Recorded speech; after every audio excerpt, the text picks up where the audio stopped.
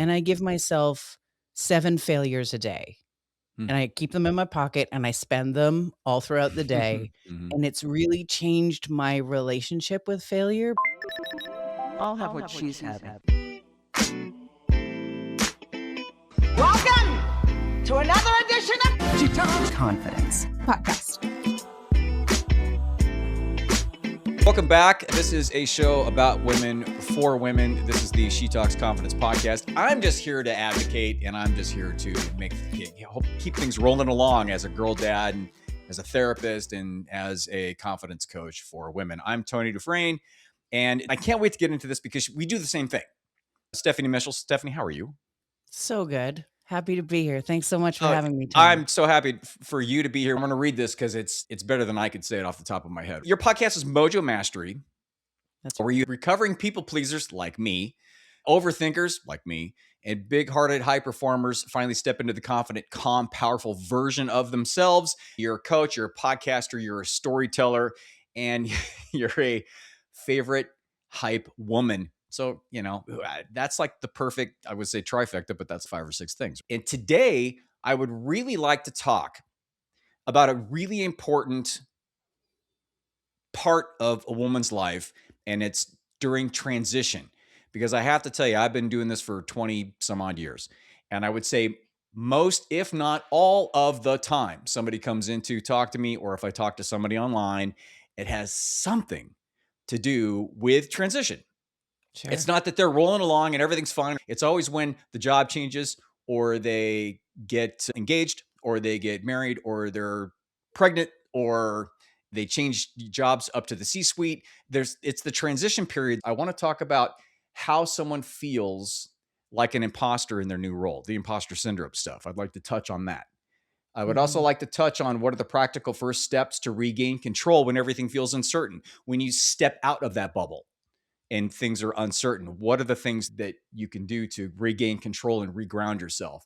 And the third thing is, how do I handle the judgment or perceived judgment of others during this change, which will happen, right? There's no way it doesn't happen. Oh, So can you start off? I'm very interested to hear how you got here and why you think all of that is so important in the context of life transition for a woman. I feel like I'm finally where I've always meant to be. And a lot of what I talk about with Mojo is transformation through a different lens. It's remembering who we are. It's remembering who we were here to be before we were conditioned by school and parents and society and TV and all those Mhm. things. It's about dialing into that authentic you that's been there all along. And, what I love about what our conversation is that these are all like what we talk about is just breadcrumbing us closer to our authentic selves where Mhm. we don't feel like imposters because we've been an imposter the whole time that we were trying to be something that we're not. So the shoe's not going to fit. So the Mhm. walk isn't going to be a strut. It's going to be a Mhm. hobble. Right. And the way that I got here, the caterpillar to butterfly Mhm. all happened a few years ago when my mom passed away very suddenly. She literally made meatloaf for dinner, felt tired, laid down for a nap, and didn't wake up. Oh, wow. And I was living in France at the time, and we were super, super close and had a wonderful relationship. And that just hit me like a ton of bricks and Mhm.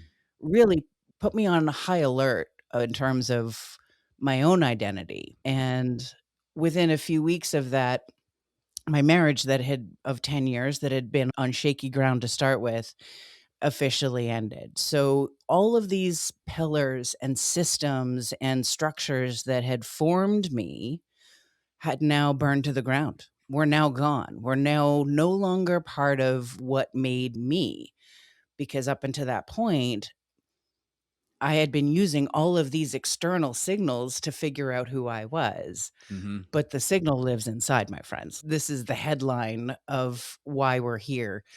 It's to be the stardust that we were here to be. We are human beings in a physical experience. Can I ask you, during this notable event, was it because of that and because of the shock and the leverage that it finally got you to say, what is my life and where am I at? Is that the thing that made you realize the marriage didn't fit with who you really were? Is that what happened?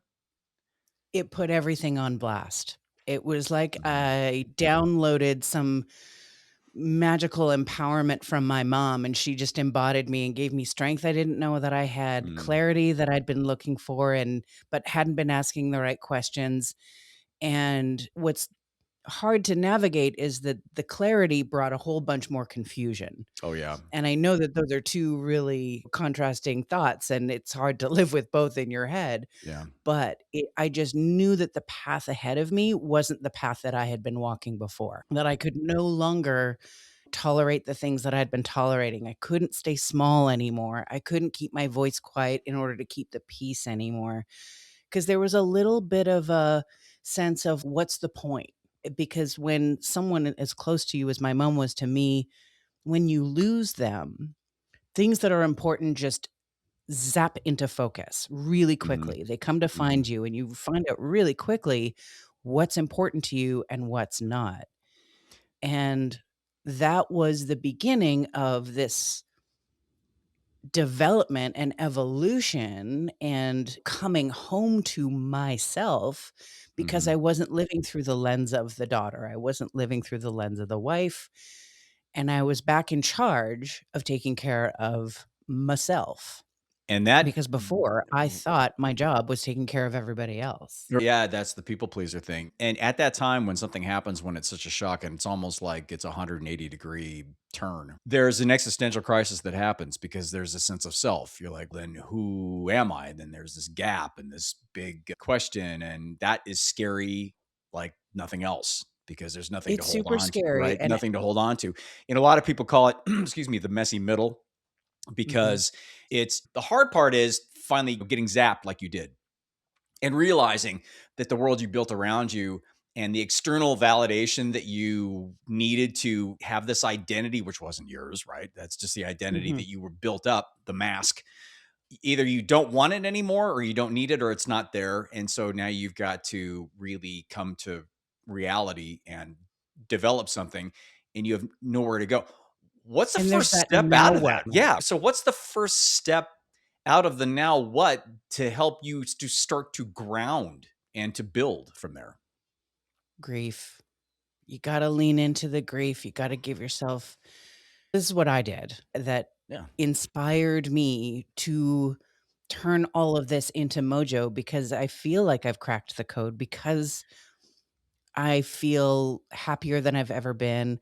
I feel more myself than I've ever been, and I figured out the tools to do that, and leaning in and giving myself permission to grieve, to just sit in it and bathe in it and take it in and feel the feelings, and if I felt like crying, I was gonna cry, and if I felt like being mad, I was gonna be mad. Because before, my tendency was to, like, push it away, and it's inconvenient to have these Mhm. feelings, and I just leaned into all of it, and that allowed me to learn how to tune into myself, learn how to self-soothe, learn what my needs actually were, because that's part of the "Oh crap, what now?" moment of, "What do I need?" I don't know, I've never asked myself that question. "What do I want?" I don't know, I've usually just wanted what everybody else wants. Mhm. So this process of getting to know yourself again, because you think you know yourself, but sometimes somebody says, "What's your favorite food?" And you're like, "I don't know, whatever everybody else wants." Right. So it's this process of getting to know yourself and giving yourself that grace and that permission to not know. I think that is a massive part of it because when we ask ourselves that existential question of, "Who am I now?" Do not actually ask yourself that question because it's too big, it's too overwhelming, Mhm. and when you're asking it from a place of vulnerability and you're asking it from a place of, "Oh, man, I my heart was just broken in whatever way, whether it's love or grief or death or whatever, or losing the job or that you tied your identity to or the friend group or whatever, giving yourself that peace and giving yourself that space to not know is actually the best thing that you can do. And asking the 100%. smaller questions like, what do I need right now in this Yeah. moment? Yeah. What is my body asking for? Is it a nap? Is it a snack? Is it a trip to my therapist? Mhm. Is it a call with my bestie? And you might not get it right. In fact, I hope you don't get it right the first time because that allows you to build the muscle of your relationship with failure, first of all, that if it didn't work the first time, that's not wrong. It's just data.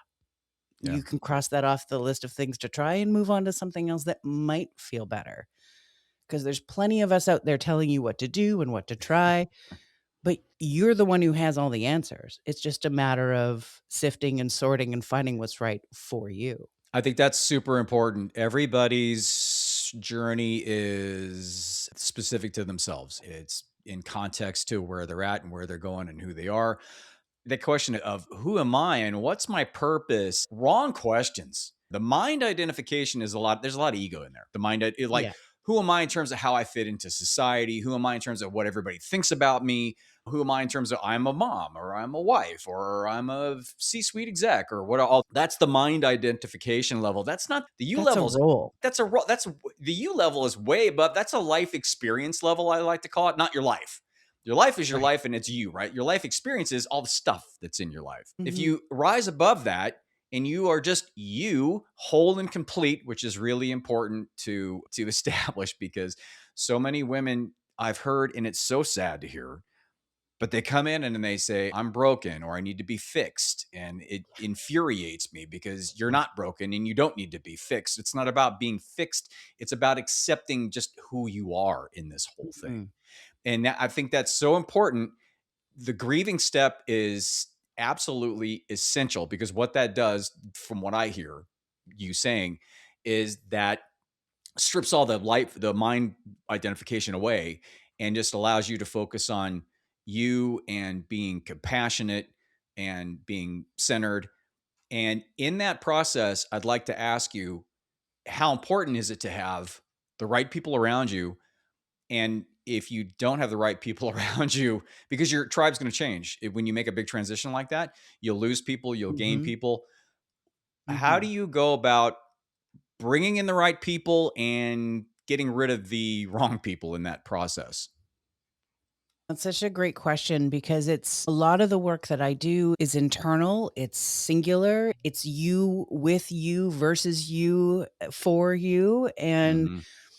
I can't speak enough about the power of the people around you. And I think a lot of it is as you dial into who you are not, there will be an attraction of people who resonate with you and vibe with you in the same ways. And the caregivers and the lovers will be attracted to you as you go through the healing, and the people who love Hmm. you and have your back when things are hard. that's that is the time you're going to find out who those people are. And the people in your life who you offer convenience to because you show up for them, you take things off of their to-do list, you're their hype person. If you take on a different role and they fall away, Hmm. then they like what you did for them, right? And again, it's not good or bad, it's just data. Yeah. You may just have to consciously shift and adapt your relationship with them and what you expect from them. Maybe that's not the person that you call when you're having a tough time. Yeah. So, it's all about the awareness and paying Hmm. attention to how the world is responding around you now that you're transitioning and moving forward and evolving and maybe shedding some layers. Hmm. But there's a really cool component of this that does come with loneliness, but it's the part where you get to be your own bestie. It's the part where you get to show up for yourself the way that you've been showing up for others and the way that you want others to show up for you. Just as we're talking about this, I'm having flashbacks to those moments where I was like, "Why don't people love me the way that I Yeah. love them? I show up for Exactly. everybody. I call Yeah. everybody." And there's gonna be some grief for that too and some Yes. resentment of like, "Where are my people?" Yeah. That's a people And it's pleaser's hard. response, isn't it? Yeah. You're throwing it out there so much, but when you throw out so much stuff, you lose yourself in the process. And that's why being a people pleaser, an overthinker, or ruminator, which a lot of women, that's because they're so We're emotionally wired for it. tuned. You're so Yeah. emotional, way more emotionally tuned and sensitive in a good Oh, way, yeah. hypersensitive to everything that's happening around you because you are literally wired that way, like from a Mhm. biological standpoint. you tend to fall into that more than men do. That's just an issue that comes Yeah. up. And that's why it's so important to understand if that is the case. And if you did fall into that, then when you go through this process, the self compassion, the grieving, the Yes. allowing yourself to grieve, the being okay. And in this question, I want to ask you real quick, the family thing is a real touchy subject because Mhm. so many people have this expectation that the family's family, blood's thicker than water. They need to be there, or I need to be there for them. And when you go through a transition like this, and if you don't have the support of your family, a lot of times you'll take it upon yourself. You'll feel guilty. You'll feel shame. You'll feel like you're asking too much, especially as a people pleaser. Did you deal with that in terms of family? How did you deal with, I did. So I have with family, but I'd like to ask you in your journey, how did you handle the different roles the family took after that or during that particular transition? Yeah, my scenario is pretty interesting. I was living in France when my mom passed, and my mom and dad have lived in their house for over 50 years, and my dad was and they were beautifully codependent, Mm, and nobody saw my mom passing away first. My dad's had heart issues since he was 38 years old. He's mm, 87 now. mm, And so after my mom passed, I made the decision to leave France, leave my husband in France, come back to Canada, and to just help my dad navigate life without my mom because he was pretty useless. Didn't know how to yeah. do laundry, couldn't make a Right. meal. So He old school, needed some right? help. Yeah, yeah. She Yeah, has her roles. I have my roles of doing the job and coming home type of thing. Yeah. absolutely. Yeah. And it worked great for them. But now he was a lone fish, and I was like, okay, I'm going to come home for a year and I'll help you find your feet and I'll give myself permission to grieve. What better place to do it than the house I grew up in? What a privilege. And I get on well with my family. And what I realized in that year, in that first year, was and I have 2 older brothers, and so I'm the youngest. I'm the only woman. So I've got these 3 dudes who also carry the mindset and the systems of our boomer generation, right? Mhm. My brothers were 21st century enough to be like, "Look, girl, like no one's expecting you to do this. You're not here to replace mom. You do you." Mhm. And so I was empowered and still am to make these choices. And here I am 4 years later and I'm my dad's caregiver Mm. because there was a big health decline and I was Mhm. here and it all just happened. So the Mhm. tests that I've had along the way as I'm stepping into my fully embodied self, as I'm realizing all these roles that fall away, I'm also stepping into some old traditional ones and doing it consciously and having to navigate the are we taking this for granted or are we truly or is everybody on the same team that this is something that I'm choosing to do and that this is not an automatic? And does your gratitude reflect that, right? Like I have to set these boundaries for myself Yeah. because those 3 men are not gonna come and tap me on the shoulder and say, "Hey, Steph, have you had a day off in a while?" Right. Nobody's coming to rescue me. Nobody's going to Mhm. take care of me the way that I'm gonna take care of me. So I'm in charge. It's not like a pushback in terms of you establishing these new boundaries. Is Yeah, it working for them? Are they accepting it? they are. Oh, okay. They are, and but the lesson that I learn is that nobody's gonna offer it to me. I have to Mhm. ask for what I Mhm. need. I have Okay. to advocate for myself because 'cause they're happy to just step back and watch this all unfold because everybody's in their place. So, if I need help, I need to ask for it. If I need support, I need to go out and get it myself, and whether that's fair, whether that's equitable, whether that's right or wrong, Right. And before I that, you gotta do it. wouldn't ask for stuff, right? You would expect them to think how you think and them ask you. And that didn't Yeah, happen. and then become a big ball of resentment when they don't Right. ask me how I'm Right. feeling or what I need So or what I so that in itself, just that small little change is huge in terms of shifting the dynamic, in terms of empowerment. I mean, that just that, right? absolutely. Yeah, and it's redefining that domestic role in Mhm. terms of the 2 different definitions of it, like, let's call it the old school and the new school version of domestic labor, all of that invisible heavy lifting that's done from a caregiver. Mm. I did it for a couple of years on my own, and then I realized what my capacity was, and then I had to learn how to ask for help. Another thing that's very difficult for people pleasers who are the ones constantly giving and then saying, I don't know, or I need help, or I'm not good enough, when all we want is gold stars. It's a Yeah. terribly tender thing to have to do, even though it seems so easy and so small, Yeah. theoretically, consciously.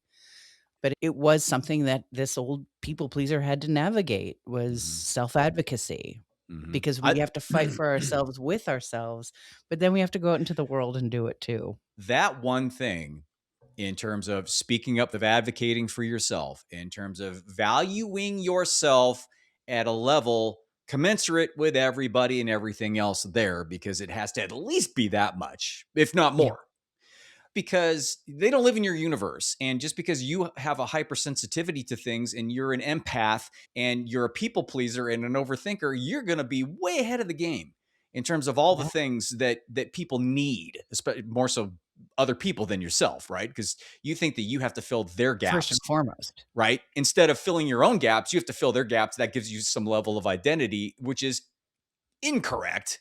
And that's That's why how I know how to show up is once I've right, analyzed the exactly. room. But that's the problem. And you're going to go along and there's going to be something happen in your life, like with you, and things are going to crash down dramatically. And you're going to end up dusting yourself off and saying, who am I?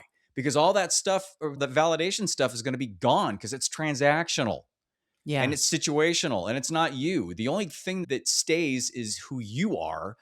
And so just to make that shift to ask for what you want, ask for clarity, mm, and advocate for yourself is so important in every single transition that you can make in your whole life going forward. absolutely, and it's a lot of times it's our limiting beliefs, it's our ego, it's that old conditioning. I remember I was working on building a website, and I'm a speaker, I'm a creative, I have no business making a website. This is truly Yeah, something that I belongs believe in me, the I hands of a am with you on that. professional. Yeah, And 100%. so here I am trying to navigate my way through, and I've got all the tools apparently. The tutorials don't make sense, and I don't have the Yeah, button that I'm supposed to click on and all those right. things. Yeah, And then I remembered I was like, "Oh yeah, there's this little chat bot I can ask some questions for." After 3 days of yeah, banging my head against the wall and trying to yeah, figure it out myself, and I can do this. yeah. We don't like, suffering isn't the point. Like, we're not here to put ourselves through a gauntlet. Right. I'm a path of least resistance gal. Mm-hmm. If there's a way, like, because the at the end of the day, one of my favorite sayings is, "Everything matters and nothing matters." Mm-hmm. And if we approach it like that, if nobody cares if I asked for help to build my website. Literally nobody cares if I did it on my own or if I paid it. So why am I all hung up in this? And why am I making my own life harder than it needs to be? And that's a micro example of something that we confront and comes up so consistently, so regularly, in big ways and in small ways. And so I look at these as little tests.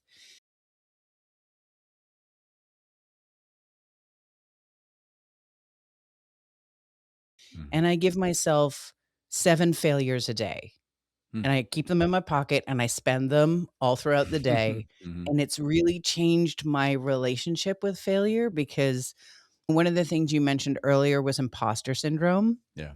and as I was coming home to myself and realizing what how to find my mojo and that it was up to me and it was inside me the whole time, just like Dorothy said, would I when you start figuring those things out, then you have to now take it to the streets. Now you gotta be this person in rooms where you've been before, but you're not that person anymore. And that can feel really disorienting because as adults, we don't do a lot of things for the first time very often. Mm-hmm. We love a good rinse and repeat. We Mm-hmm. love things that are comfortable, and our brain is wired to help us do that, to stay safe, to if we do something new, our brain actually thinks that we're in danger, and we're not. our ego might be. Mhm. Once we tune into that and realize what our nervous system is trying to tell us, then it's, oh, if I wait 5 minutes, I can get to the other side of this and actually feel okay. Mhm. So I'm out in the world, I'm testing out these things, and then I hear this term imposter syndrome come up, and I'm just like, oh, that's what that is. Mhm. And then as I've continued to pull that thread, I've really evolved my relationship with that idea of imposter syndrome and the idea of failure, where like now I want to be besties with it. I want to go places I've never been before because that's where I stretch, and where I stretch, I grow. And if I'm not growing, I'm rotting on the vine. And I'll do that later. I'll do that when my physical body is breaking down. But for right now, I want to keep going because I know I can, because I got this far. And I got this far with someone else's wiring. So now that I'm my own wiring, oh man, watch out. I'm Exactly. president of doing whatever I want. Here we go. Yeah, and owning the imposter syndrome and owning the failures is that's just such an awesome thing to have, a little nugget to have and to accept. I was going to ask you, typically at the end of the show, I say, "Hey, what's one thing that somebody can take away?" That's it. Pretty much, that's a mic drop on that.